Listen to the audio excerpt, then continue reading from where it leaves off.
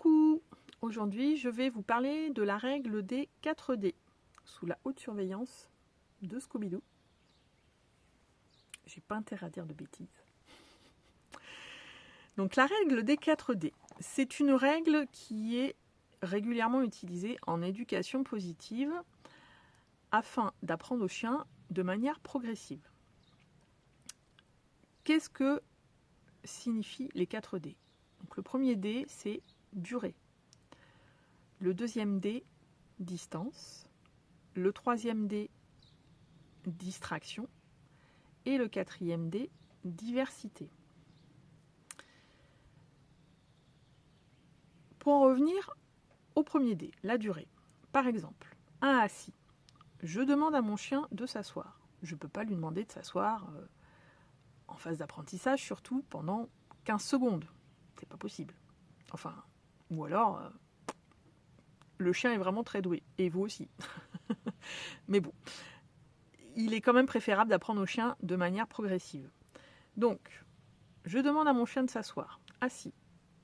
Le chien s'assoit, je compte par exemple 3 secondes et je peux lui signifier qu'il peut se relever. Donc avec un par exemple c'est ok ou va ou voilà. C'est bien de mettre sur ordre si vous souhaitez que votre chien ne se relève pas automatiquement.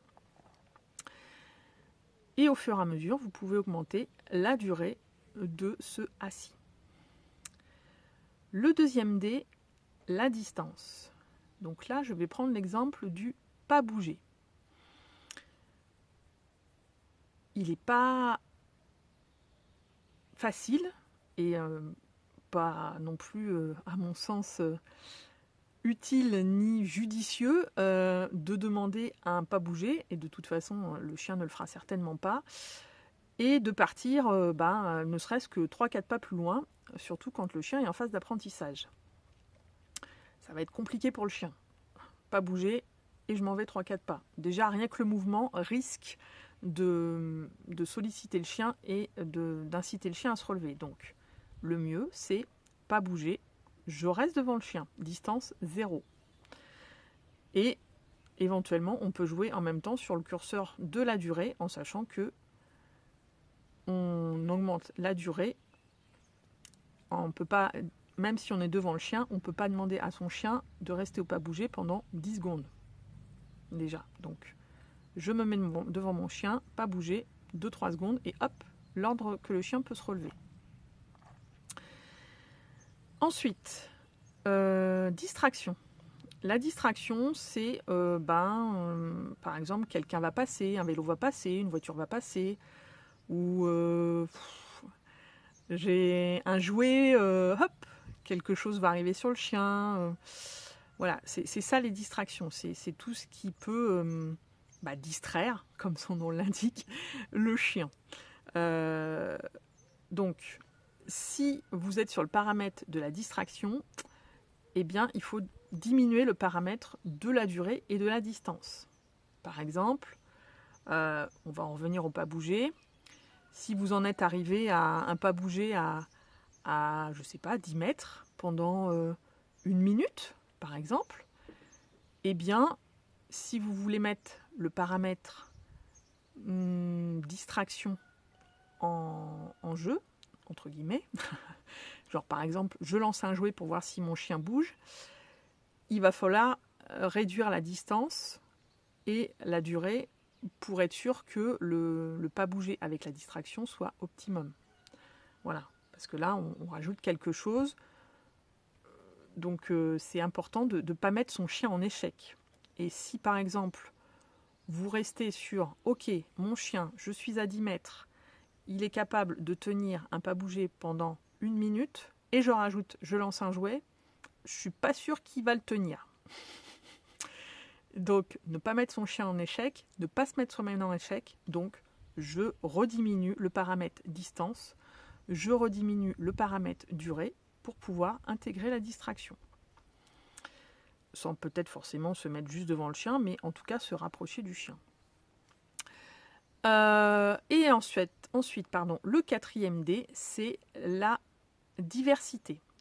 Donc là, c'est mon chien doit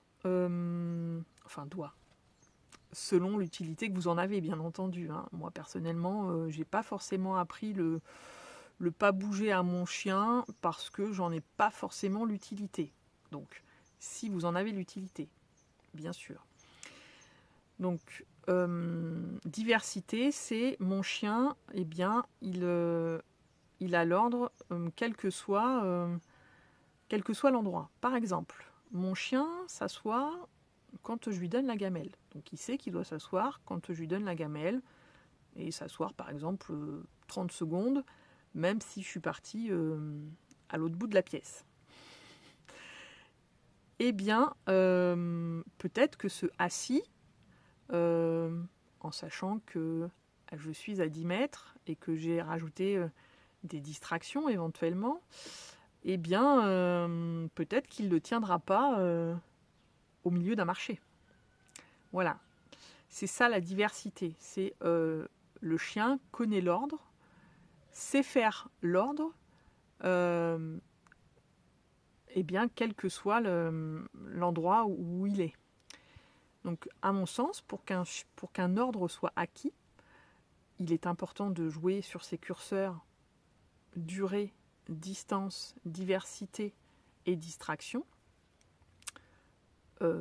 en les diminuant, les augmentant au fur et à mesure et pas tous en même temps. Et il ne faut pas hésiter non plus à revenir en arrière. Si par exemple votre chien il a du mal à tenir en sachant que un pas bouger, par exemple parce que il y a quelqu'un qui rentre dans la maison, la distraction est assez forte, eh bien peut-être mettre une distraction un petit peu moindre pour retravailler le pas bouger. Voilà, faut pas hésiter à jouer sur les curseurs, à les rediminuer et à avancer de manière progressive pour pas que le chien soit en échec et que pour vous-même, vous ne soyez pas en échec. Il est important d'apprendre de manière posée, sereine pour tout le monde. Voilà. Et surtout, à mon sens, d'apprendre les ordres dont vous avez l'utilité. Voilà. Voilà, je pense que je vous ai tout dit. Donc, si vous avez des questions, eh bien, n'hésitez pas. Et je vous dis à tout bientôt.